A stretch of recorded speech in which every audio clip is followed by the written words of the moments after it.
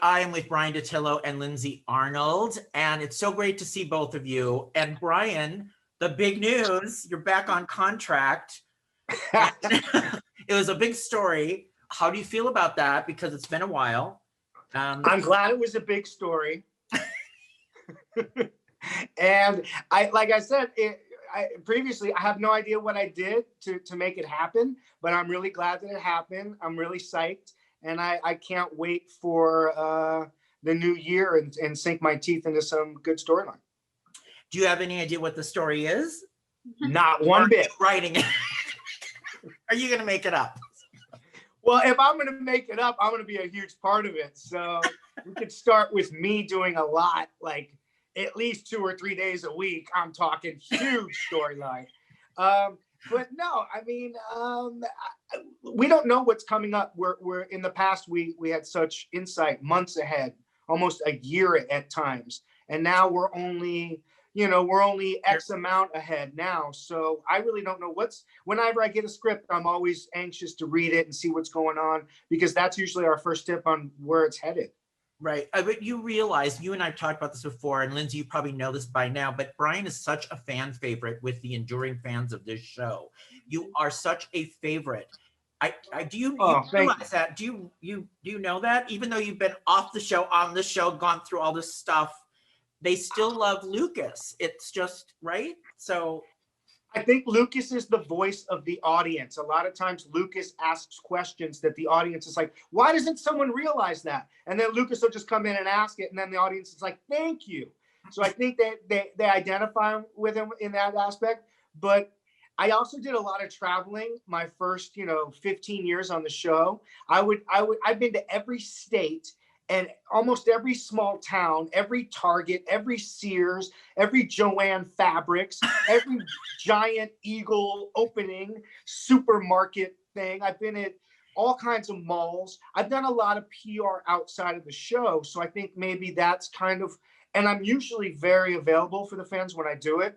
Like, I really don't have limitations on being grabbed or choked or hugged or whatever. Well, I was with you in Dallas for that book sign, or one of them, and yeah, that's true. They were a good joke. Right. So I mean, I'm good with it. As long as you love me, I'm cool. So I think that's helped. It's helped me, with a lot of support from them. Thank God they love me. Lindsay, you've been so heavy in story, that we're watching play out on air. So she's really got this thing, like she wanted to just get Tripp for her rape, but it's not working out for her. So what did you think about how that story has played out and what you were given? And was it difficult for you as an actress, as a woman, to play these kind of scenes? Yeah, I think it was. When I realized that was where they were going, I was sad for Allie, because I knew that this was going to be drawn out, and I knew that it was, I knew it wasn't going to be crystal clear what happened to her. And it's a very sensitive subject. So I've tried my best as an actress to tread delicately, as much as I can, but it's been really hard. It's definitely a storyline I'm looking forward to have done, because it is really hard to, talk about that kind of a thing every day, and, not know what happened and have that kind of doubt. In my life, I'm always believe the woman, and I did that with Allie, obviously. And so it's hard when she doesn't even believe herself. And it's sad. It was really hard for me to do those, because she just wants to know as much as everyone else. So. But now it was revealed that Charlie raped her. He said he raped her to Ava, and that kind of came out, and she doesn't know this yet. I mean, I think that's just gonna be such a blow to her, because she's really had it in her head that it was Tripp, and she really believes that. And so when this whole other person is introduced, I think it's not only now is she going through dealing with trauma of an assault, but on top of it, she has now all of this added guilt because she wrongly accused someone, which no one ever wants to do. You know what I mean? And so now it's like, not only is she dealing with all of the issues that come after going through something like what she went through. But on top of it, now she's almost really harmed someone else's life. And, you know, acted a little crazy, tried to kill him. So it's just, you know, the little things. So yeah, poor Allie's just always got a lot going on. So Bryan, what do you think he's going to do? What do you think Lucas will do when he finds out Charlie is the rapist? He's going to kill somebody. He's got to kill somebody. But you're on contract, so you can't be off the show. Well, now wait a minute. I've actually killed people before and lived to tell about it. You know, I killed Franco. So, you know, there is life after murder. That's true. That's true. No, I mean, I don't know. I mean, obviously it's the obvious choice. The dad has to be mad and he's got to go after the kid, which I love. I mean, I think that has to be there. So,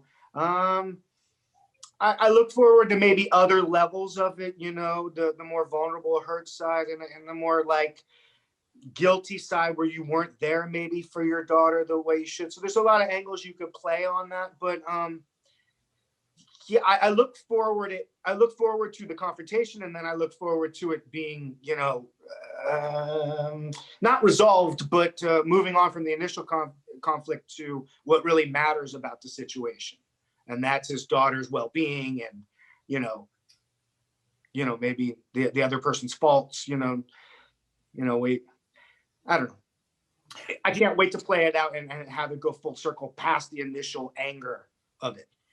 This is for both of you real quick. When Alison Sweeney's back with you guys and you're doing your scenes and stuff that comes in 2021, would you like to see Lumi be a romantic pair again? And what is your thought on that? Would you like to see them be back together that way? Is that even possible? I would. I want my parents back together, back in love, because, you know, Bryan and Allie have really funny chemistry and they're always really fun to work with. So I think you guys it would be really interesting to see that happen. I think that could be an interesting take in the story.